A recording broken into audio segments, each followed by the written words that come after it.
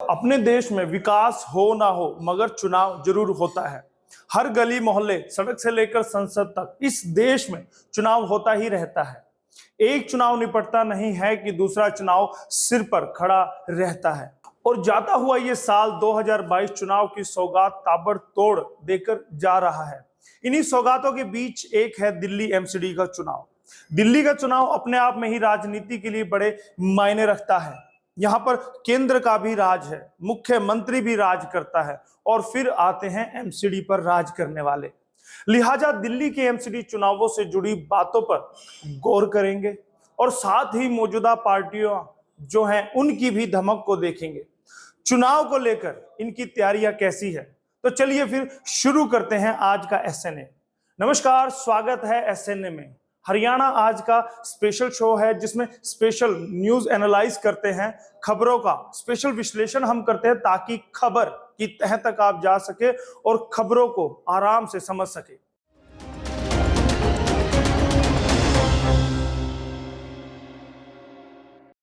दिल्ली में भी एमसीडी चुनाव होने जा रहे हैं और इस बार 250 वार्ड पर चुनाव होने हैं। हमें यह समझना जरूरी है कि दिल्ली में एमएलए भी है और पार्षद भी है। यह जानना जरूरी है कि दोनों के कार्य क्षेत्र और भूमिका किस तरह से अलग है।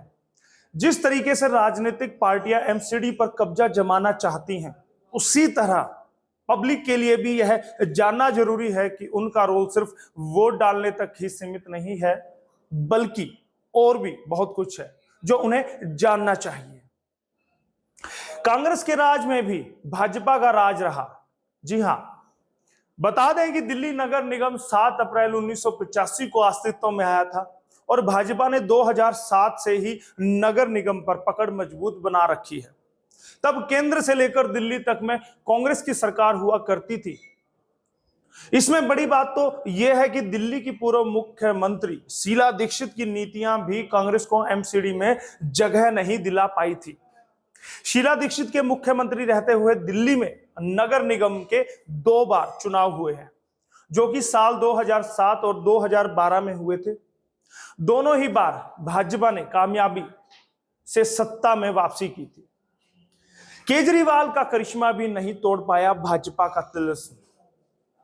साल 2012 से 2014 के बीच दिल्ली की राजनीति में अरविंद केजरीवाल नाम के नए सूरज का उदय हुआ था।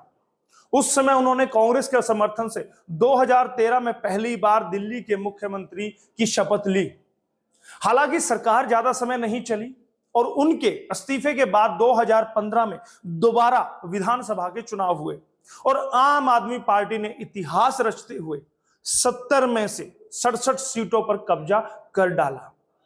इसके बाद 2017 में दिल्ली नगर निगम के चुनाव हुए, लेकिन प्रचंड लोकप्रियता होने के बावजूद भाजपा को निगम से हटा तक नहीं सकी। केजरीवाल भी भाजपा का तिलिस्म तोड़ नहीं पाए।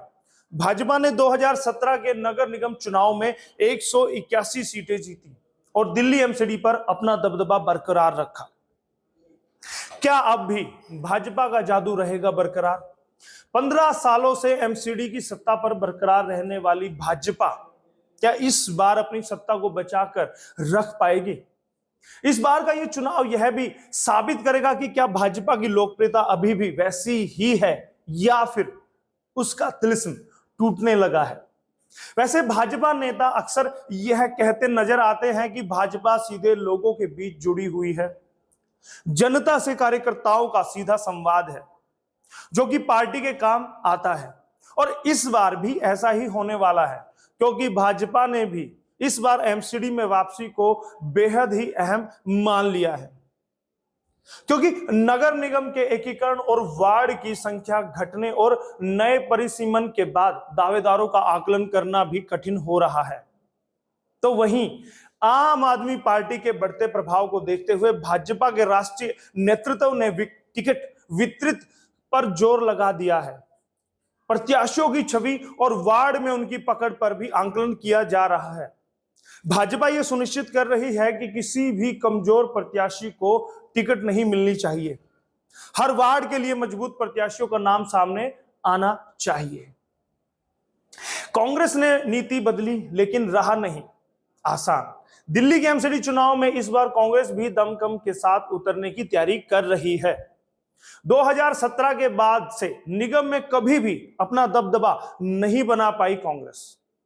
इस बार शीला दीक्षित के 15 साल के कामकाज को लेकर दिल्ली की जनता के बीच जाने वाली है। इस बार कांग्रेस का स्लोगन भी है, मेरी चमकती दिल्ली, मेरी कांग्रेस वाली दिल्ली, शीला दीक्षित वाली दिल्ली।